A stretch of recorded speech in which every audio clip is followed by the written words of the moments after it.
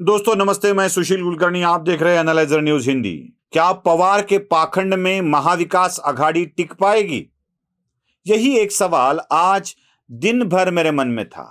कल से यही सवाल मैं दोहरा रहा हूं। क्या पवार के पाखंड में महाविकास आघाड़ी का अस्तित्व टिक पाएगा? यही बात इसलिए मन में आती है कि मैं पाखंड इस शब्द का, जिसे मराठी में हमारे बुआबाजी भी कहा जाता है, पवार इस तरह से कुछ कर रहे हैं कि ये बुआबाजी, ये जंतर मंतर, ये जादू टोना, मतलब पवार ऐसे फूंक मार रहे हैं, नींबू लेकर बैठे हैं, ऐसा कुछ नहीं है। ऐसी बात आप कृपया मत समझे।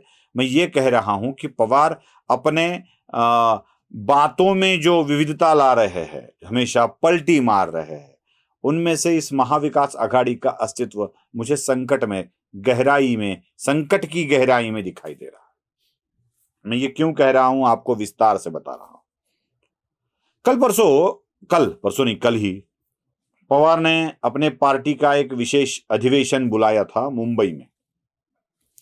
अब इस अधिवेशन में बाकी सारे नेता तो उपस्थित थे, लेकिन अजीत पवार उपस्थित नहीं थे।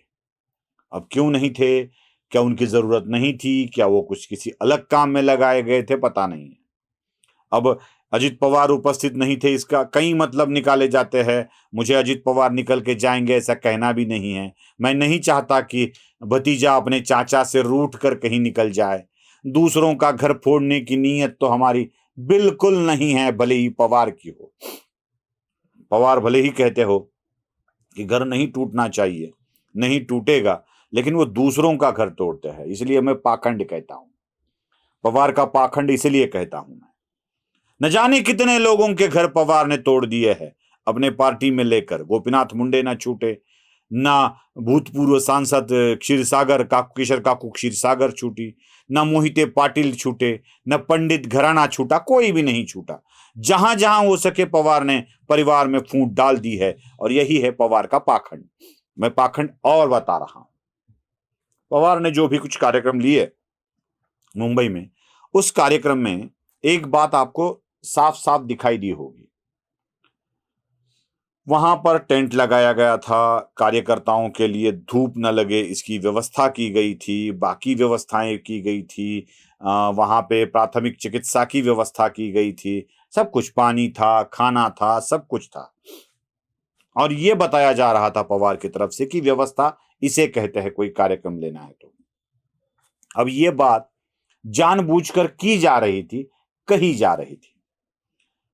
जानबूझकर इसलिए कि खारघर में हाल ही में जो हुआ, उसके ऊपर हमला करने के लिए ही पवार बोल रहे थे, पवार ये सब कर रहे थे।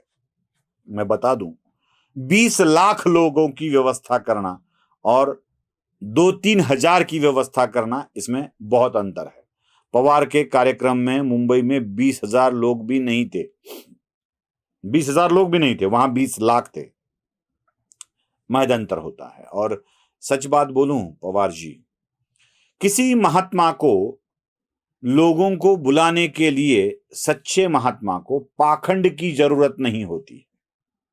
मतलब जो भी अप्पा साहेब धर्माधिकारी या नाना साहेब धर्माधिकारी का परिवार है, भक्त परिवार या साधक परिवार, जो भी कोई है, वो साधक परिवार को अपने पास लाने के लिए किसी भी पाखंड की जरूरत नहीं होती है। मतलब भला बढ़िया सा मंडप लगाओ, पानी पिलाओ, ये पिलाओ, वो पिलाओ, साधक अपनी इच्छानुरूप वहां चले आते हैं, भीड़ भी करते हैं। लेकिन यही अगर कोई पाखंडी बाबा हो तो बहुत सारी व्यवस्थाएं करनी पड़ती है, लोगों को बुलाना पड़ता है, वो रुके इसलिए कुछ करना पड़ता है। व्यवस्था करके कार्यक्रम करने वाले कई पाखंडी बाबा हमने देखे हैं। एनसीपी के समारोह में या अधिवेशन में ऐसी ही बहुत सारी व्यवस्थाएं की गई थी, ऐसा हमें लगता है। मैं इस व्यवस्था पर पाखंड कह रहा हूं, इतना ही नहीं है, और भी पाखंड है। और यही पाखंड महाविकास आघाड़ी के अस्तित्व पर प्रहार कर सकते हैं। इधर पवार अदानी के बारे में, मोदी के बारे में एक एक बात ऐसी बोलते जाते हैं कि लगता है मानो मोदी के विरोधी है पवार। उधर जेपीसी की जांच को रोक देने की बात करते हैं शरद पवार। इधर सारा विपक्ष टूट पड़ा है चुनाव आयोग पर यह कहकर कि अब ईवीएम से चुनाव नहीं चाहिए। इधर शरद पवार और अजित पवार ईवीएम की तरफदारी करते हैं। ठीक इसी समारोह के पहले शरद पवार लगभग 1 घंटा गौतम अदानी के साथ बिताते हैं और इधर विपक्ष के साथ हाथ मिलाकर गौतम अदानी पर आरोप भी करते हैं, उस आरोप को झुटलाने की कोशिश भी करते हैं। मैं इसलिए पवार का पाखंड कह रहा हूं, जिनके साथ बैठे हैं उनके विचारों के विरुद्ध ही कुछ बयानबाजी करना और पार्टी के सभाओं में कुछ अलग ही बताना, यही है शरद पवार का पाखंड। यही है। आप उनकी किताब अगर ध्यान से पढ़ोगे तो यही पाखंड हमें बार बार देखने को मिलता है। पाखंड का मतलब कोई बड़ा आरोप नहीं है कुछ दिखाते कुछ है, यही इसी को कहते हैं पाखंड। मतलब कोई साधु अगर साधु के भेष में आता है और कुछ अलग बातें करता है तो उसे पाखंडी कहा जाता है। शरद पवार राजनीति में ऐसा ही पाखंड करते हुए दिखाई देते हैं। बोलते तो कुछ है, करते कुछ है। शरद पवार अपने भतीजे अजित पवार को अपनी ही पार्टी का मानते हैं।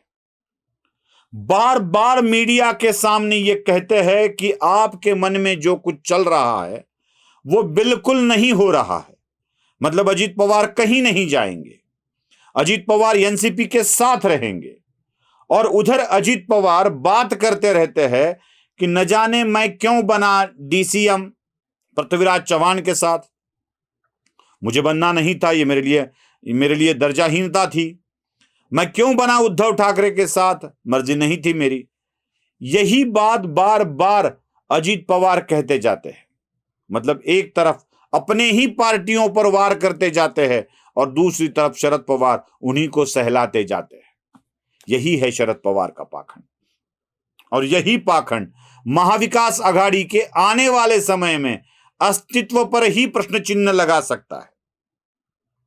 एक तरफ शरद पवार अजित पवार को अपना अहम हिस्सा मानते हैं, दूसरी तरफ कर्नाटका इलेक्शन में उनको स्टार कैंपेनर की लिस्ट में शामिल नहीं किया जाता, वो नाराज नहीं है ऐसा कहा जाता है। ये सारी बातें एक पाखंड नहीं तो और क्या है।